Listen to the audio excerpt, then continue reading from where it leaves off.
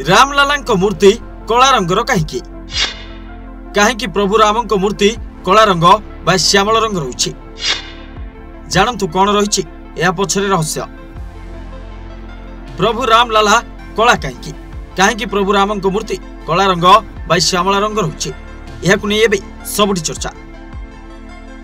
वाल्मीकि रामायण रे प्रभु श्रीराम कला रंगर बोली उल्लेख कर रामलाला मूर्ति कला बा श्यामल रंग तैयारी कर 2.5 बिलियन अर्थात 250 कोटी वर्ष धरी एभली चिकमिक करिबो ए पत्थर। एथिसह कला रंगर शिलार अनेक गुण रही।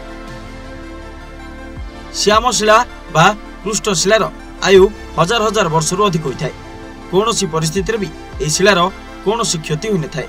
एभली कि श्रृंगार कला बेले विग्रह चमक रे कौन सी प्रभाव पड़े नहीं। श्यामशिला से भली चिकमिक करथाय। रामलाला मूर्तिर उच्चता 51 इंच रही। विग्रह ओजन प्राय 200 केजी रही। मस्तक रे सिंदूर शोभा पाउछि। पद्म उपरे धनुषर धरी ठिया होइछन्ति प्रभु श्रीराम। 5 वर्षर बालक रूप में अयोध्यार राम मंदिर रे पूजा पाउछन्ति प्रभु रामलाला। सेबडे अयोध्या प्रबल भिड़ लगी। नियंत्रण पाई डकागला रैपिड एक्शन फोर्स। किछि समय पाई बैरिकेड लगाई करागला प्रवेश बंद। गतकाली प्रभु रामलाला प्राण प्रतिष्ठा पर आज भोर 3टारू द्वार फिटा नीति होता। यापर सकाल 7 आरंभ होता दर्शन। तेबे रामलाला दर्शन पाई एते मात्रा भिड़ होता जे शेष स्थिति नियंत्रण बाहर को चली जाइथिला।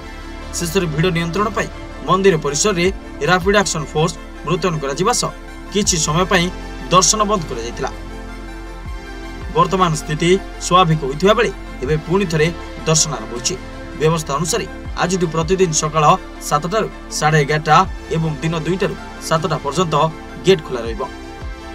नीतिकांति पाई दिन 11:30 अपराह्न 2टा जाए दर्शन बंद रहिबो। सकाळ एवं संध्यारे रामलाला आलती करा जिवो। Report rising Odisha.